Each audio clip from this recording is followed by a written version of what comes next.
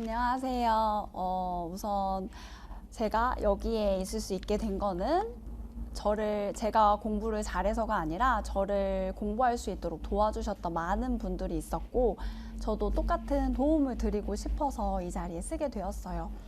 공부라는 것이 혼자 하는 것이긴 하지만 그 과정에는 저 혼자만의 힘이 필요한 게 아니라 모든 사람들의 도움이 필요한 거를 좀 깨달았고 그걸 실천하고 싶어서 오게 되었습니다. 그래서 저는 무엇을 얘기하면 좋을까 고민을 하다가 우선은 제가 했던 공부 방법, 그리고 제가 어떻게 마음 관리를 했는지 그 두 가지를 크게 파트로 나눠서 얘기를 하려고 해요. 그래서 저는 우선은 공부 방법에서 제일 중요하다고 생각하는 것을 몇 가지 얘기를 드리겠습니다. 제가 했던 공부법 중에 제일 중요하다고 포인트를 두었던 부분은 첫 번째로 기출이에요. 기출 중요하다고 진짜 많이 말해 주시고 기출 분석하라고 얘기를 해 주셨었어요. 근데 저는 처음에 기출 분석이 도대체 무엇이지? 그래서 기출을 푸는 건가? 아니면 기출을 좀 지문을 이렇게 쪼개서 뭔가 내가 보는 건가? 그래서 정말 어떻게 해야 하는지 진짜 방법을 모르겠더라고요. 그래서 우선은 풀었어요. 우선은 풀었고 점점 풀다 보니까 이게 다들 말하는 그건가? 라는 생각이 명확하지는 않지만 머릿속에 약간 이미지가 떠오르더라고요. 그래서 누군가 저에게 선생님은 기출 분석 어떻게 하셨어요? 라고 물어보고 어떻게 하는 거예요? 라고 물어본다면 저는 선생님한테 선생님 기출을 먼저 10번 정도 풀어보세요 라고 말씀을 드리고 싶어요. 그리고도 그런데도 잘 모르겠어요 라고 물어보면 그러면 10번 더 풀어보세요 라고 말하고 싶어요. 저도 처음에 저는 좀 영리하지 못해서, 그러니까 공부에 대한 저의 방법이 없어서 어떻게 해야 되는지가 되게 막막했어요. 근데 양이 되게 많잖아요. 그래서 제가 한 방법이 기출을 먼저 풀어보자. 근데 제가 한 10번 풀어보니까 그때 보이기 시작하더라고요. 당뇨에서는 이런 부분이 중요하고 고혈압에서는 이런 부분이 기출에 나오는구나. 그러면 내가 이론서를 볼 때 이 부분을 먼저 봐야 하는 거구나. 그게 선택과 집중이더라고요.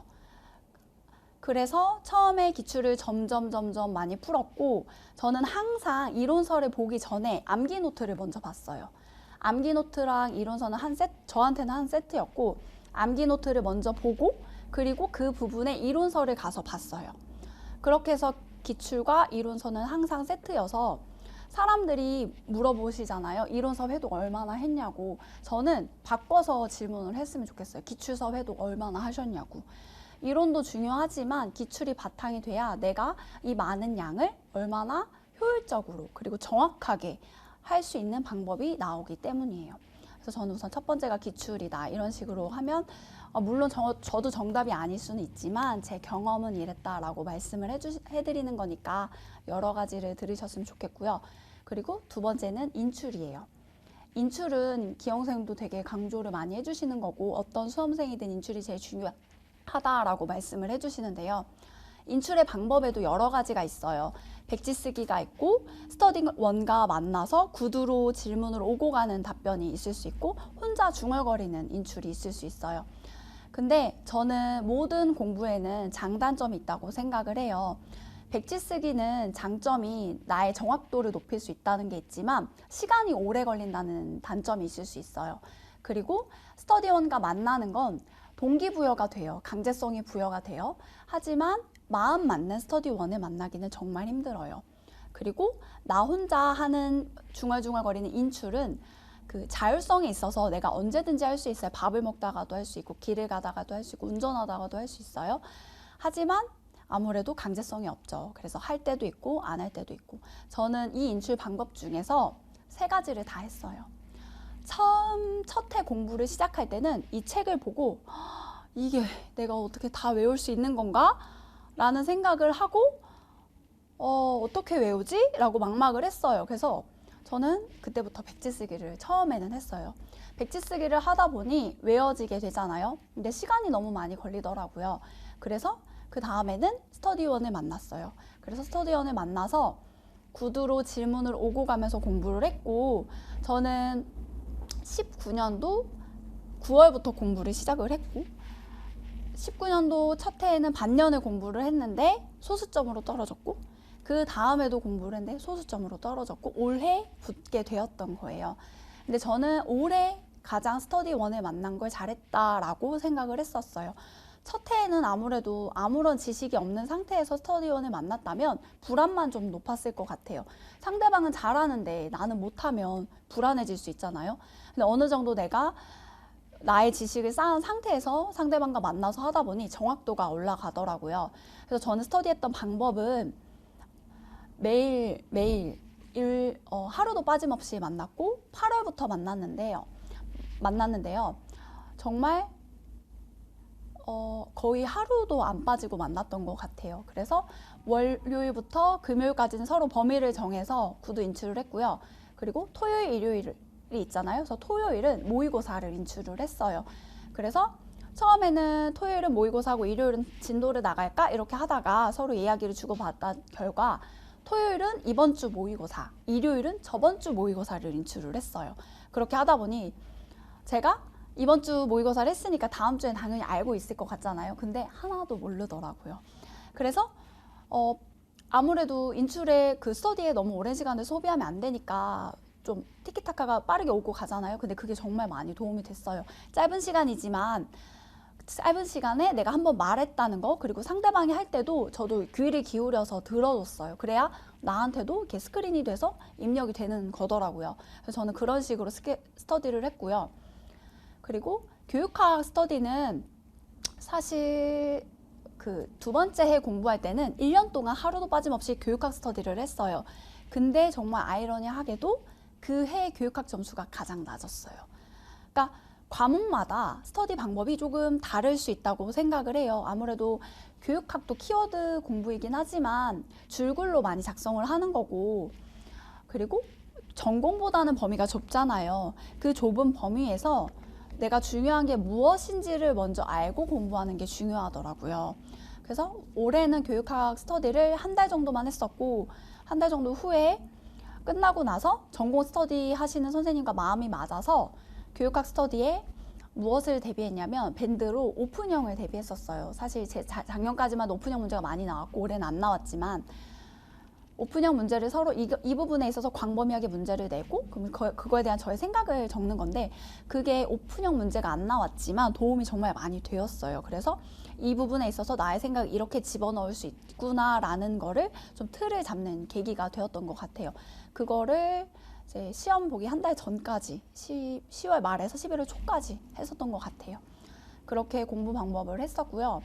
그 큰 틀을 기출과 인출을 잡고 저의 공부 방법을 좀 세부적으로 조금만 자세히 얘기를 해드리자면, 저는 이론서를 볼 때 우선 그 인덱스를 다 그걸 했어요. 그래서 여기 전공에서 뭐 아동의 1번 뭐 성장과 발달, 2번 뭐 성장 호르몬 뭐 이런 식으로 인덱스를 다 붙였고, 처음에는 그걸 내가 하는 순간에 이렇게까지 해야 되나 했는데 그게 정말 마지막 10월, 11월에 큰 재산이 돼요.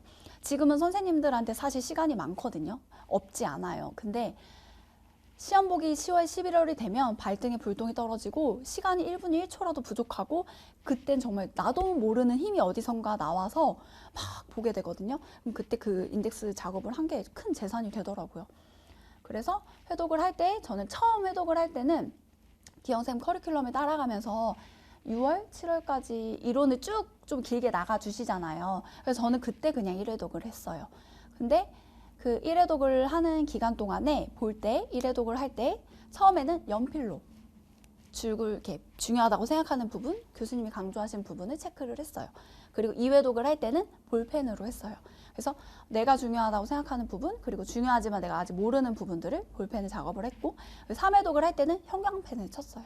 그래서 아직도 내가 외워지지 않은 부분, 그리고 기출인데 정말 내가 중요하다고 생각하는 부분 마지막까지, 그래서 형광펜을 이제 색깔을 바꿔가면서 이제 마지막까지 했고, 그게 마지막에 볼 때 이제 눈으로 스크린을 할 때 회독을 빨리 해야 되니까 형광펜 부분을 좀 더 많이 주의 깊게 봤었던 거 있었어요. 그리고 마지막에 제가 기출을 보니까 교수님이 올해 처음으로 내주셨던 그 암기 노트 조그맣게 내주셨잖아요. 저는 그게 너무너무 감사했어요. 제가 기다렸던 책 중에 하나가 약물이면 약물, 검사면 검사, 병태생리면 병태성리, 이 부분으로 나눈 책을 전 정말 기다렸거든요. 내가 그걸 단권할 자신은 없고, 근데 마침 그걸 내주셨더라고요. 그래서 저는 그거를 쪼개서 봤어요. 저는 쪼개서 공부하는 스타일이었어요. 처음에는 아동, 그 다음 쭉 며칠, 성인 며칠 이렇게 했는데 그게 저한테는 좀 지루한 감이 있더라고요. 그리고 나중에 아동을 까먹게 되는 게 좀 저한테는 불안 요소로 다가와서 똑같이 한 달이라는 시간을 잡고 아동 페이지를 30일 동안 나누고 성인 페이지를 30일 동안 나눠서 함께 스터디원과 함께 계획서를 작성을 했었고, 그 약물, 병태생 그 부분도 똑같이 30일로 나눠서 똑같이 약물, 병태생리 검사 조금씩 인출을 했었어요. 그렇게 한 게 저는 도움이 되었어요. 선생님도. 저는 근데 여러 가지를 해본 결과 저한테 맞는 공부 방법을 찾은 거라서 선생님들께서도 해보면 이 부분이 나랑 맞는 것 같아 라는 걸 깨달을 수 있거든요. 그러니까 제가 지금 하는 말 말고도 합격수기 올려주신 분들 되게 많잖아요. 저 진짜 많이 봤어요. 그래서 이 방법이 맞을까? 또 해보고, 이 방법이 제가 귀가 되게 얇거든요. 이 방법이 맞을까? 해보고, 이 방법이 해보고 다 해본 결과 이게 저한테 가장 맞았더라고요. 그래서 이렇게 했었고, 시험 보기 한 달 보름 전부터는 이 병태생리 이 부분을 좀 집중 있게 했고, 일주일 동안에는 이 병태생리 약물 검사를 쭉쭉쭉 다 봤던 것 같아요. 그리고 쪼개서 봤지만 시험 보기 전에는 약간 그래도 여성에 대한 쭉 지식의 흐름, 정신에 대한 쭉 지식의 흐름이 좀 있어야 되겠다는 생각은 있어서 한 보름 전에는 한 번은 아동 쭉, 정신 쭉 이렇게 한 번은 넘어갔었던 것 같아요. 그래야 내가 쪼개서 봤지만 그게 다시 합쳐지는 기회가 되거든요. 그렇게 공부를 계획을 좀 생각을 하면서 했었고, 스터디원을 너무너무 잘 만나서 그분이 거의 순천에 사시는 선생님을 제가 우연히 어떻게 만나게 돼서 8월부터 한 번도 빠짐없이 만났고, 그분이 정말 이분은 공부를 하면서 수석이겠다라고 생각이 들 정도로 공부를 잘 하시는 것 같더라고요. 근데 아니나 다를까 거의 그렇게 하셨고, 그분도 물론 합격을 하셨고, 그분이 저를 많이 이끌어 주셨는데 저도 많이 그분을 이끌었다고 얘기를 해주시더라고요. 그래서 스터디원을 저는 처음에는 많이 바뀌었어요. 그래서 불안했어요. 스터디원이랑 더 가고 싶은데 깨지게 되고, 또 깨지게 되면 나한테 시간 낭비가 된 것 같잖아요. 근데 어느 순간 저한테 좋은 사람이 오더라고요. 그리고 내가 좋은 사람이 돼서 스터디를 하면 그렇게 따라지더라고요. 그러니까 선생님들도 공부를 하실 때 그렇게 하면 좋을 것 같아요. 그렇게 공부 방법에 대해서 우선은 얘기를 드렸고요. 이제 마음 관리에 대해서 얘기를 해드리려고 해요. 마음 관리에 대해서 제가 제일 중요하다고 생각하는 첫째는 불안을 내려놔라예요. 불안하면 안 되더라고요. 저는 첫 해에 공부를 반년 동안 했을 때 제일 많이 불안했어요. 그래서 교수님한테 맨날 교수님 저 불안해요. 어떻게 해야 돼요? 진짜 연락 그때 진짜 많이 했거든요. 근데 떨어지게 되더라고요. 근데 저는 떨어졌던 원인이 제가 불안해서라고 생각을 했어요. 그리고 두 번째는 올인을 했어요. 그래서 올인을 하는데 올인을 하는 게 불안하더라고요. 내가 올인을 했는데 안 되면 어떡하지?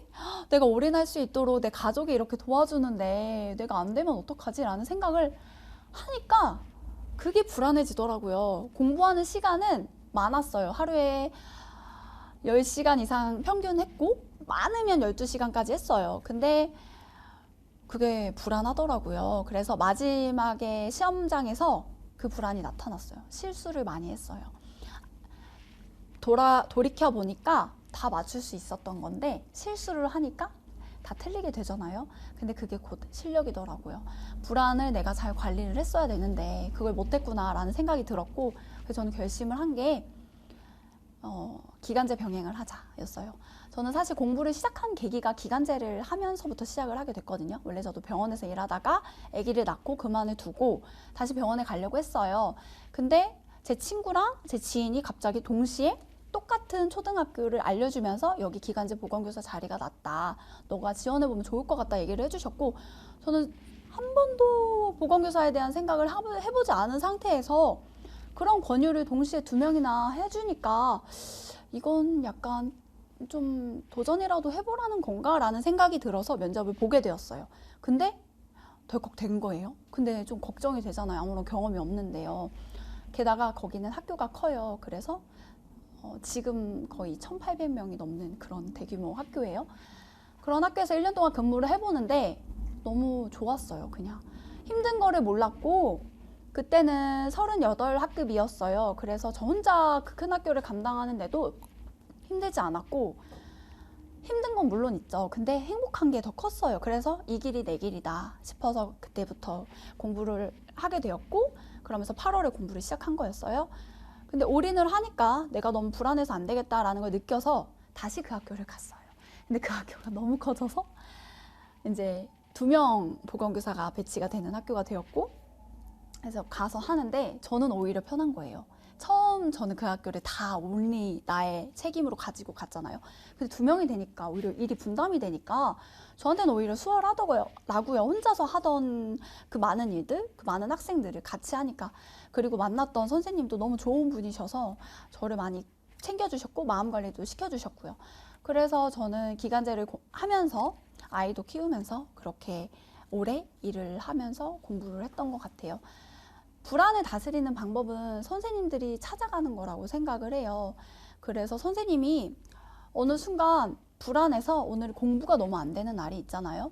저는 그때 저를 엄청 처음에는 채찍질을 했어요. 정신 차려. 너 지금 뭐 하는 거야? 다른 사람 이 시간에 공부하고 있을 텐데? 라고 하면서 채찍질을 했는데 그게 오히려 저는 나빴던 거라고 생각을 해서 2번째에는 불안해? 불안한 이 시간 오늘 좀 쉬자. 오전에 이 시간만 좀 쉬자. 그 대신 더 열심히 하자. 근데 그게 되게 동기부여가 되더라고요. 그래서 예를 들어서 오늘 공부가 너무 안 돼. 안 돼? 그럼 내가 오늘 12시까지만 딱 집중해서 하고 12시부터 몇 시까지는 쉬자. 하니까 쉬어야 된다는 그 생각에 이걸 끝내야 되겠다는 생각이 저 집중을 하게 되더라고요. 오히려 독서실에 쭉 앉아 있는 것보다 잠시 몇 시간을 쉬자. 그럼 쉬어야 되니까 공부하자. 이게 단기간에 저의 동기부여가 되었던 것 같아요. 그래서 저는 그런 식으로 불안을 조금 다스렸고요. 그리고 2번째는 포기하지 말아라는 마음이에요. 저 진짜 포기 많이 하고 싶었거든요. 아이가 첫 해 공부할 때 3살이었고 지금 6살이 되었잖아요. 너무 죄책감이 드는 거예요. 내가 애를 봐야 되는데 내가 지금 뭘 하고 있나 하면서 맨날 울고 남편이 도와주는데 내가 맨날 떨어지기만 하니까 또 울고 막 그랬어요. 근데 남편이 그냥 저한테 그 얘기 해주더라고. 난 네가 될 때까지 지원해 줄 거야. 그러니까 너는 된다는 생각만 해. 전 사실 남편이 없었으면은 합격 못했을 거예요. 진짜 저를 이 자리로 진짜 이끌어 갈 수 있도록 도와준 거는 남편이 1등 공신이고 물론 그 후에 제 아이가 투정 부리지 않았고 아이가 아프지 않았고 그리고 저희 친정엄마가 아이를 주말에 봐주셨고 그리고 저희 시어머니 제가 명절날 1년 동안 한 번도 가지도 못했는데 공부해라, 편하게 공부해라 이렇게 말씀을 해주셨고 그러니까 많은 분들의 도움이 있었어요. 그러니까 선생님들도 그냥 털어놓고 얘기하세요. 저 지금 공부해야 될 것 같아요. 저 지금 공부 아니면 안 될 것 같아요. 내가 언제 올해 꼭 합격? 할 수도 있겠지만 못할 수도 있어요. 하지만 나 지금 공부하고 싶어요. 그냥 이야기하세요. 그러면 주변에 선생님 가족분들은 다 도와주실 거예요. 솔직하게 선생님 마음을 고백을 하고 도움이란 도움은 다 받으셨으면 좋겠어요. 사실 지금 제 시간, 지금 제 나이가 또 돌아오지 않잖아요. 저는 그렇게 생각을 해서 그냥 이거 깔고 그렇게 얘기를 했던 것 같아요. 그렇게 얘기를 했고 결국에는 올해 그렇게 붙게 되었던 것 같아요. 사람들이 간절함이 제일 중요하다. 간절한 만큼 나의 공부를 이끌어줄 것은 없다라고 얘기를 해주잖아요. 그것도 맞아요. 근데 저는 간절함보다 더 중요한 거는 나의 담대한 마음이라고 생각을 해요. 내가 떨어지든 안 떨어지든 마인드 컨트롤을 할 수 있어야 돼요. 물론 나의 길은 하나예요. 합격. 근데 합격 아니고 내가 떨어지면 어떡하지? 라고 생각을 자꾸 우리 하게 되잖아요. 근데 그 마음 생각할 수 있어요. 근데 그 생각도 빨리 하고 버리세요. 사실 저는 첫 해에 나 떨어지면 어떡해? 나 떨어지면 창피해서 어떡하지? 내 시간, 내 세월, 내 나이, 내가 아이랑 못 해준 거, 다른 사람들은 막 여행 가는데 나는 아무 데도 가지도 못하고, 나 꽃구경 진짜 좋아하는데 꽃구경 가지도 못하고, 너무너무 억울하고 막 그랬거든요. 근데 그런 게 간절함 때문에 더 많이 그런 생각이 저를 눌렀다고 생각을 해서 그 다음에 올해 공부할 때는 이렇게 생각을 했어요. 올해 떨어질 수도 있지. 내가 사람인데 뭐 합격 못할 수도 있지. 근데 그럼 어때? 어차피 나 공부하고 싶어서 하는 거였고 내가 뭐 누가 나 합격시켜준다고 한 거 아니고 내가 얼마나 잘했냐 못했냐 나한테 달린 건데 합격 못하면 병원 가면 되지. 다른 학교 가면 되지. 이렇게 말하니까 오히려 편하게 더 공부를 할 수 있더라고요. 근데 물론 그런 마음을 든다고 해도 공부할 때는 막 이렇게 막 열심히 하게 되죠. 그러니까 선생님들이 어떻게 마인드 컨트롤을 잘 하냐. 이거 정말 정신 건강에 진짜 중요하거든요. 그래야 안 아파요. 저 오히려 불안하니까 맨날 위경련 오고 맨날 막 속쓰리고 막 아프고 막 그러더라고요. 근데 올해는 정말 안 아프고 공부했어요. 그러니까 제일 중요한 건 건강이 뒷받침돼야 선생님이 공부할 수 있는 거니까 그렇게 공부를 하셨으면 좋겠어요. 네.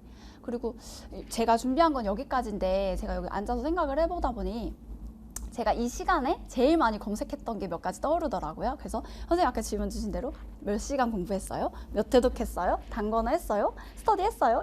이거여서 그거에 대한 짧은 이야기 드릴게요. 저는 우선은 공부 시간은 앞전에 조금 짧게 얘기 드렸던 듯이 올인을 할 때는 평균 10시간 그리고 많은 거는 10월 11월 달에 거의 12시간을 했어요. 근데 중간중간 쉬는 시간을 물론 가졌고요. 그렇게 했고 올해는 제가 병행을 했잖아요. 근데 최소 6에서 8시간을 지키려고 노력을 했어요. 그래서 퇴근을 하고 와서 10시까지는 공부를 했고요. 근데 밥 먹는 시간 7시부터 8시 반까지는 그래도 좀 밥을 먹으면서 독서실에 가면 거의 9시더라고요. 근데 9시 늦었지만 이 시간부터는 내가 오로지 집중할 수 있다라는 생각이 들면서 10시부터 10시 반까지 쭉 집중을 했고 10시 반부터 12시 반, 1시까지는 인출하는 시간을 가졌어요. 그래서 교육학 할 때는 교육학 시간 30분, 그리고 스터디 할 때는 스터디 시간을 거의 1시간 반 정도를 가졌던 것 같아요. 그리고 스터디를 할 때 그 인출하는 시간이 서로 범위가 되게 많잖아요. 근데 이거 다 서로 할 수가 없단 말이에요. 그래서 저는 1시간 정도는 인출을 서로 만나서 했고요. 우리가 못한 부분은 인출을 해야 되는데 어떡할까 해서 얘기를 나온 게 밴드에 각자 녹음을 해서 올렸어요. 그렇게 하니까 오늘 분량, 아동 분량 이 부분은 밴드로 올려요. 그러면은 서로 들어주지는 못해요. 하지만 내가 한 거잖아요. 그래서 이 부분에 대한 공부가 우선 베이스가 되어야 인출이 될 수 있으니까 그거에 대한 강제성이 부여가 되면서 저는 그 밴드 녹음하면서 하는 게 정말 도움이 많이 됐던 것 같아요.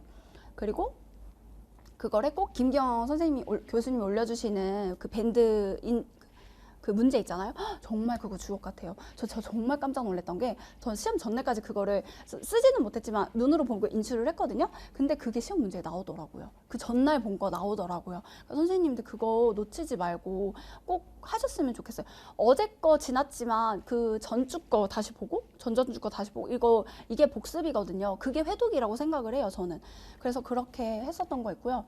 시간 관리는 그렇게 했었고 저는 점심시간에도 계속 인출하려고 노력을 했어요. 그래서 점심시간에 주로 많이 활용해서 받고 자기 전에 받고 그리고 스터디는 그 선생님과 그런 식으로 했었고요. 그리고 단권화는 안 했어요. 단권화는 제가 할 자신이 없어서 저는 꼼꼼한 스타일이 아니고 정리하는 스타일이 아니라서 제가 말해드린 이론서에 그 표시하는 회독을 했고 제가 많이 합격수기 봤다고 했잖아요. 사람들이 많이 그 기출 오려서 붙이더라고요. 그것도 해봤거든요.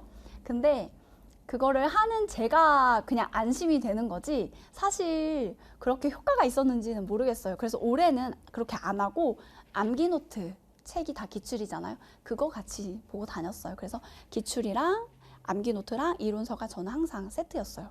그렇게 봤던 거 있고 단권화도 선생님이 하실 수 있으면 하는데 저는 그거는 재수생이 할 수 있다고 생각을 하고 올해 시작하시는 선생님들한테는 좀 무리가 될 것 같아요. 뭐가 중요한지도 모르고 괜히 단권화 했다가 중요한 거 빠뜨릴 수 있는 거고 그래서 저는 그거는 안 필요하다고 생각을 했어요. 그리고 그러면 제가 선생님들 궁금해할 것 같은 거 짧게 말씀을 드렸어요. 면접은 제가 지금 말해드려도 귀 안 들어오실 것 같아서 해드릴까요? 사실 저는 1차에서 계속 떨어졌어요. 그래서 면접은 올해가 처음이었고, 면접은 자신이 있었어요. 제가 어디 가서 말 못하는 성격은 아니어서 자신이 있었는데, 다른 사람들 청심환 다 먹고 오더라고요. 인대를 다 먹고 오고. 근데 저 안 먹었거든요. 엄청 후회했어요. 들어갔는데 다리가 너무 떨리고 제 목소리가 양처럼 막 이렇게 잔떨림이 바이브레이션이 되는 거예요. 그래서 너무 후회하고 나와서 주저앉았어요. 너무 떨은 게 그때 탁 나오더라고요. 근데 결과의 점수를 봤을 때는 안 먹어도 됐었네 라는 생각을 하게 되더라고요. 저는 면접 공부는 우선은 끝나고 일주일 정도 쉬고 스터디원을 이렇게 모았는데 줌으로만 했어요. 발표 전까지는. 그래서 그냥 줌으로 모여서 기출 면접을 했고 면접 공부를 했어요. 그 면접 공부를 하다 보면 어떤 걸 대답해야 되는지 모르니까 처음에는 막 적어서 그걸 읽었거든요. 근데 그걸 읽는데 어느 순간 내가 가서 읽을 것도 아닌데 이렇게 하는 건 아니겠다 싶어서 그걸 딱 적고 발표 후부터는 그냥 말하기 시작했어요. 내가 되는 말 안 되는 말이라도 말해보는 게 중요하다라고 생각을 해서 그때부터는 적지 않았고, 우리 시험장 가면 구상지 줄 때 키워드만 적잖아요. 그렇게 키워드만 적고 말하는 연습을 하기 시작했어요. 제가 다른 스터디원들한테도 적어오지 말라 그랬어요. 그렇게 하자고요. 그렇게 해보면 좋을 것 같다고 얘기했어요. 그래서 선생님들이 그렇게 하기 시작했고, 저 스터디했던 선생님들, 면접 스터디했던 선생님들도 다 붙었어요. 그래서 면접 스터디는 그렇게 했고, 맨날 만났어요. 발표 후부터는 맨날 만나서 거의 4시간을 했어요. 어떤 선생님 한 분이 진짜 독하다 이렇게 말씀하시더라고요. 선생님 이끄는 대로만 따라오세요. 그럼 우리 합격할 거예요. 제가 그렇게 말하면서 이끌었거든요. 그럼 선생님 우리 쉬어요. 이러면 선생님 이것만 하고 쉬어요. 이거 하나만 하고 쉬어요. 이렇게 했어요. 근데 저는 면접 공부가 진짜 힘들었어요. 맨땅에 헤딩하는 거였거든요. 뭐가 나올지도 모르고 뭔지도 모르고. 근데 면접도 기출이 중요해요, 선생님. 올해 신년사 올해 바뀌는 그런 저는 경기도니까 경기도 교육청에서 나오는 그거 보시면서 기출 같이 보시면서 어떤 식의 문제 유형인지를 익히셔야 돼요. 그래야 당황하지 않아요.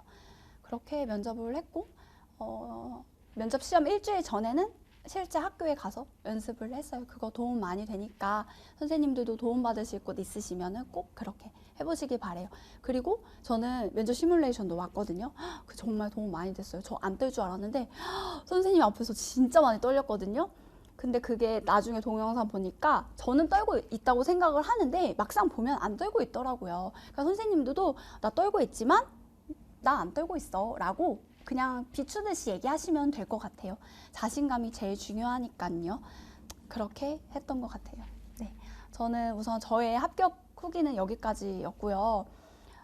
제가 여기 있는 건 제가 잘해서도 아니고 저는 제가 약한 사람이거든요. 정말 눈물도 많고 모의고사 보는 날은 제가 우는 날이었어요. 다른 사람들 이렇게 잘하는데 나 어떡해, 나 떨어질 것 같아, 맨날 그랬거든요. 근데 남편이 항상 야, 모의고사가 왜 중요하냐, 모의고사 때 틀린 거는 네가 시험 볼 때 맞을 수 있게 되는 거잖아. 그거 틀린 거 지금 네 거 될 거야. 그러니까 울지 마, 괜찮아, 지금 발견한 게 얼마나 좋아? 이렇게 얘기를 해주더라고요.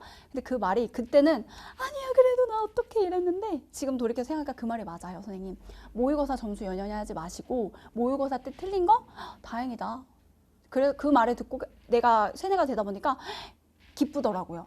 나 지금 김기영 교수님이 이 문제 내줘서 나 이거 알게 됐네? 이렇게 생각을 하게 됐어요. 그러니까 뭐든지 불안을 버리고 긍정적으로 생각하게 되시면 시야가 바뀌실 거예요. 그러니까 선생님들도 꼭 합격하실 수 있을 거라고 믿거든요.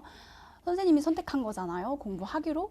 그러면 그게 거의 합격의 길이 다가왔다고 저는 생각을 해서 올해는 저였지만 내년에는 선생님이 여기 서 있을 거라고 저는 믿어 의심하지 않습니다. 건강관리 꼭 잘하시고 지금 마음 유지하시면서 공부 끝까지 잘하시길 바랄게요. 네, 감사합니다.